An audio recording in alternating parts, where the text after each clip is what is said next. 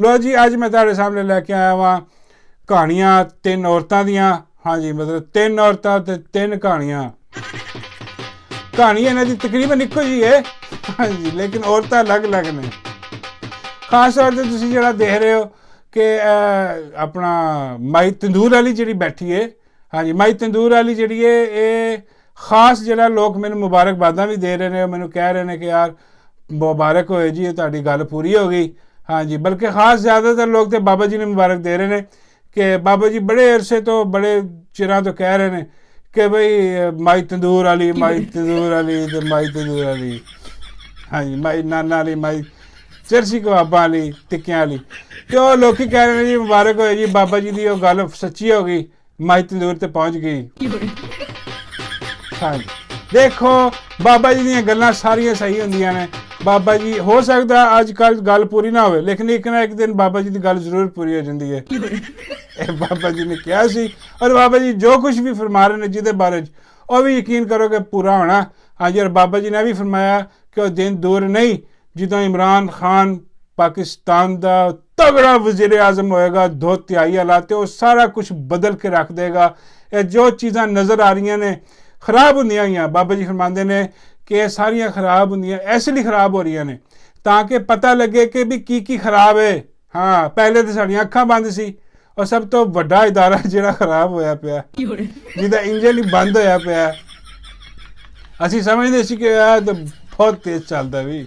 हाँ यही तो फिट है सारा बस इको ही इदारा है जिहड़ा पाकिस्तान च तगड़ा है जिहड़ा ठीक है। हाँ बाकी सब खत्म हो गया। एक्चुअली हुण पता लगा कि उस इदारे ने सारे इदारे खराब किए हैं। उन्हें पूरा मुल्क दबोया पिया। हाँ देखो ना चीज़ां जड़ियां खुल गई वो इंजन वह खराब होया पिया तो वह इंजन जो सानू पता लगेगा कि इंजन खराब है तो ठीक होएगा ना। तो बाबा जी फरमाते हैं इस तरह ही बाकी जिन्ने भी इदारे ने वो सारे तकरीबन मलिया मेट होए ने तो जिन्नी कसर रह गई सी वो भी निकल गई। हुण पता लग रहा कित्थे कित्थे की खराब है। इंशाअल्लाह बाबा जी फरमाते हैं कि खाने आना और ठीक खाना ही करना इंशाअल्लाह अल्लाह खैर करे। बाबा जी फरमाते हैं कि फिक्र वाली कोई गल नहीं। बाकी ये जड़ियाँ 3 औरतां ने बाबा जी फरमाते हैं इन्हां दी कहानी इक्को जी है। मैं कहा बाबा जी इन्हां दी की कहानी है? बाबा जी फरमाते हैं सारियां दी कहानी है फार्म 47 वाली। हाँ जी सारियां ही फारग ने। बाबा जी कहते एक फार्म 47 जिहड़ा ना उन्हें अगे 2 जड़ियां ना वो पैदा कीतियां ने कहानियां। मैं कहा बाबा जी एक तो तुहाडी कहानी है। बाबा जी कहते मेरी की कहानी? मैं कहा बाबा जी डिड्डू दी तो तुहाडी कहानी। बाबा जी कहते बदो बदी डिड्डू मेरे सिर ते पा दिता तुसी। हाँ यदी कहानी डिप्टी दे नाल है मेरे ते भी पा दिता तुसी। मैं कहा नहीं बाबा जी कोशिश तो तुसी भी बड़ी कीती डिड्डू तुहाडे हत्थ नहीं आया। हाँ तो तुसी इन्हें कहते कि बस डिप्टी जाने तो वह जाने। मैं कहा नहीं बाबा जी तुसी कोशिश की। बाबा जी कहते हाँ भी कोशिश तो की कोशिश तो मैं हजे भी कर रहा वहाँ। हाँ कि किसी तरीके नाल जिहड़ा ना वो मेरा कोई हिसाब किताब लग जाए। तो मैं कहा बाबा जी हिसाब किताब इत्थे बैठ के तुहाडा लगना नहीं पाकिस्तान चले जाओ। हाँ उत्थे शायद लग जाए। बाबा जी फरमांदे अगले ने इट्टां बंन देनियां ने पाकिस्तान चले जाए। बाबा जी कहते इस उम्र दे विच मेरे नाल इट्टां लटकदियां होण मैं चंगा लगांगा। मैं कहा बाबा जी लगोगे तो बहुत चंगे तुसीं। हाँ अगले नाले अगले ने फिल्म भी बनानी अगे पिछियों। हाँ वो बना के जो है ना रिलीज़ कर देनी। हाँ फिर असीं देखांगे कि बाबा जी लटके ने। और मैं कहा बाबा जी वो तुहाडे चैनल ते ही अपलोड करनी है उन्होंने कि यह देखो हाल बाबा जी का। हाँ बाबा जी कहते नहीं ऐसी गल नहीं यार ऐसे भी नहीं हो। हाँ कोई नहीं ठीक हो जाएंगे। मैं कहा बाबा जी इंशाअल्लाह अल्लाह खैर करे सब ठीक हो। तुसीं कहानी सुनाओ मैनूं इन्हां दी 3 औरतां दी। हाँ बाबा जी फरमांदे है बई यह जिहड़ा ना कहानी इन्हां दी तैनूं मैं दस दित्ता। बाकी जिहड़ी है माई है ਉਹਦੀ कहानी है कि ਉਹਨੂੰ शौक सी बचपन तो ही। मैं कहा बाबा जी बहुत शौक है फिल्मां की गल कर रहे कैमरे। बाबा जी फरमांदे नहीं इन्हूं बूट चट्टन का बहुत शौक है। हाँ बाबा जी कहते इन्हूं शौक पिया ਇਹਦੇ ਪਿਓ ਕੋਲੋਂ। ਉਹਦਾ ਪਿਓ भी बड़ा ਵੱਡਾ बूट चट है सारे बूट चट ने। हाँ तो बाबा जी फरमांदे ਇਹਦੀ कहानी बस ਇੰਨੀ ਕੁ ਜੀ है कि इन्हें एक बारी जिहड़ा ना वो गैरेज ਦੇ ਵਿੱਚ कोई तजर्बा किया सी। हाँ वो कामयाब हो गया। ਉਹਦੇ बाद इन्हें सोच लिया कि भाई मैं इदां दे तजर्बे करने हर जगह ते। हाँ बाबा जी कहते वही तजर्बा अजकल पंजाब च कर रही है बेटे गर्क होए गए पंजाब के।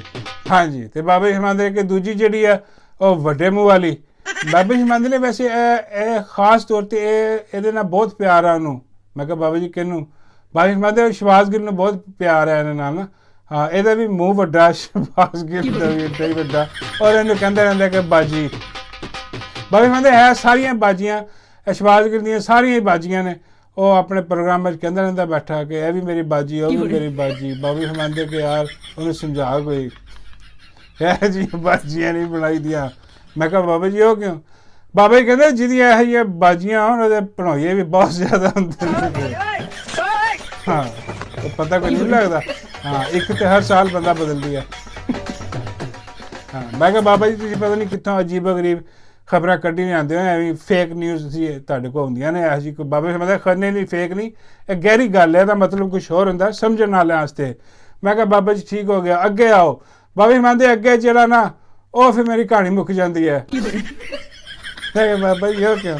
ਬਾਬਾ ਜੀ ਮੰਨਦੇ ਫਿਰ ਅੱਗੇ ਡੱਡੂ ਹੈ ਨਾ, ਹੁਣ ਡੱਡੂ ਜਿੱਥੇ ਆ ਗਿਆ ਉੱਥੇ ਬਾਬੇ ਦੀ ਕਹਾਣੀ ਖਤਮ। ਬਾਬਾ ਜੀ ਮੰਨਦੇ ਉਹਦੀ ਕਹਾਣੀ ਜਿਹੜੀ ਹੈ ਨਾ ਉਹ ਮੈਂ ਲਿਖਣੀ ਪੈਣੀ ਹੈ, ਪੂਰੀ ਕਿਤਾਬ ਲਿਖੀ ਜਾਏਗੀ ਉਹਦੇ। ਮੈਂ ਕਿਹਾ ਬਾਬਾ ਜੀ ਕਿਤਾਬ ਲਿਖੋਗੇ, ਪੂਰੀ ਕਹਾਣੀ ਤੁਸੀਂ ਹਲਕੀ ਜਿਹੀ ਸੁਣਾ ਹੀ ਦਿਓਗੇ, ਕਿਸ ਬਾਰੇ 'ਚ ਕਿਤਾਬ ਹੋਏਗੀ? ਬਾਬਾ ਜੀ ਕਹਿੰਦੇ ਕਿ ਯਾਰ ਇਹਦੀ ਕਹਾਣੀ ਤੇ ਬਹੁਤ ਹੀ ਕਮਾਲ ਆ। ਇਹਦੀ ਕਹਾਣੀ ਸ਼ੁਰੂ ਹੁੰਦੀ ਹੈ ਜੰਗਲ 'ਚੋਂ। ਮੈਂ ਕਿਹਾ ਲਓ ਤੁਸੀਂ ਜੰਗਲ ਲੈ ਜਾਓ। ਬਾਬਾ ਜੀ ਕਹਿੰਦੇ ਹਾਂ ਜੰਗਲ 'ਚ। ਬਾਬਾ ਜੀ ਕਹਿੰਦੇ ਉਹੀ ਜਿਹੜਾ ਉਹ ਦਰਖਤ ਆ ਬਰਗਦ ਦਾ ਬਹੁਤ ਵੱਡਾ। ਹਾਂ, ਮੈਂ ਕਿਹਾ ਲਾਜ਼ਮੀ ਉੱਥੇ ਬਾਂਦਰ ਵੀ ਬੈਠਾ ਹੋਏਗਾ। ਬਾਬਾ ਜੀ ਕਹਿੰਦੇ ਹਾਂ ਉਹੀ। ਮੈਂ ਕਿਹਾ ਬਾਬਾ ਜੀ ਉਹ ਬਾਂਦਰ ਫਿਰ ਚਰਸ ਵੀ ਪੀਂਦਾ ਹੋਏਗਾ ਬੈਠਾ ਉੱਤੇ। ਬਾਬਾ ਜੀ ਕਹਿੰਦੇ ਹਾਂ ਉਹੀ। ਬਾਬਾ ਜੀ ਕਹਿੰਦੇ ਉਹ ਬਾਂਦਰ ਜਿਹੜਾ ਨਾ ਉਹ ਕਿਤੇ ਰਸਤਾ ਭੁੱਲ ਗਿਆ ਜੰਗਲ 'ਚੋਂ। ਹਾਂ, ਉਹ ਚਲਾ ਗਿਆ ਕਿਤੇ ਪਿੰਡ ਥਾਂ ਤੇ ਅਚਾਨਕ ਜਿਹੜਾ ਨਾ ਰਸਤਾ ਭੁੱਲ ਕੇ, ਤੇ ਉਹਨੂੰ ਸਮਝ ਲੱਗ ਗਈ ਕਿ ਵੀ ਮੈਂ ਗਲਤ ਥਾਂ ਤੇ ਆ ਗਿਆ, ਮੈਂ ਕੋਈ ਸਹੀ ਜਿਹੜਾ ਨਾ ਰਸਤੇ ਤੇ ਜਾ ਕੇ ਪੈਣਾ ਮੈਂ। ਤੇ ਲੇਕਿਨ ਉਨੀ ਦੇਰ ਨੂੰ ਉਹ ਬਾਂਦਰ ਨੂੰ ਇੱਕ ਨਜ਼ਰ ਆਈ, ਇੱਕ ਛੋਟੀ ਜਿਹੀ ਕਾਕੀ। ਹਾਂ, ਉਹ ਖੇਡਦੀ ਸੀ ਕਾਕੀ ਉੱਥੇ। ਹਾਂ, ਤੇ ਬਾਂਦਰ ਨੇ ਕਿਹਾ ਕਿ ਯਾਰ ਚਲੋ ਜਾਣਾ ਤਾਂ ਹੈ ਵਾਪਸ, ਇਹ ਕਾਕੀ ਚੁੱਕ ਕੇ ਲੈ ਜਾਵਾਂ। ਬਾਬਾ ਜੀ ਫਰਮਾਉਂਦੇ ਨੇ ਉਹ ਬਾਂਦਰ ਨੇ ਉਹ ਕਾਕੀ ਚੁੱਕੀ ਤੇ ਲੈ ਗਿਆ। ਮੈਂ ਕਿਹਾ ਓਏ ਹੋਏ ਹੋਏ ਬਾਬਾ ਜੀ ਇਹ ਤੇ ਟਾਰਜ਼ਨ ਵਾਲੀ ਕਹਾਣੀ ਹੋ ਗਈ। अब बाबा जी कहते नहीं है ओए टार्जन ते मुंडा सी। हाँ, ये काकी जी है ना वो चुक के लै गया बांदर। हाँ, बांदर लै गया जंगलों पहुँच गया वापस अपने डेरे ते। और बांदर ने कहा ये जी बच्ची है ना इन्हें मैं प्यो बन के पालांगा। हाँ, बांदर ने बच्ची पालनी शुरू करती जनाब। हाँ, वो जिमें जिमें बच्ची वड्डी होती गई बांदर जरा ना वो परेशान भी होंदा रहा, हैरान भी होंदा रहा। वो कहन लगा कि यार चुकी तो मैं इंसान की बच्ची है, ये कुछ और बनती जा रही है, ये की हो रहा है। हाँ, बांदर समझने लग गया कि मेरा भी हथ हो गया, मैं इंसान की बजाय किसी टड्डू का बच्चा चुक लिया। हाँ जी, लेकिन खैर हुण चुक लिया सी बाबा जी मनदे। उन्हें फिर वो जरा ना ओदी परवरिश की, पालिया पोसिया। और फिर बांदर जरा ना उन्हें ओदी परवरिश की, वड्डी हो गई। हुण जो वड्डी हो गई हुण बांदर नूं ख्याल आया कि यार हुण इहदा मैं की करां। हाँ, कुछ ना कुछ इहदा मुस्तकबिल भी सवारना।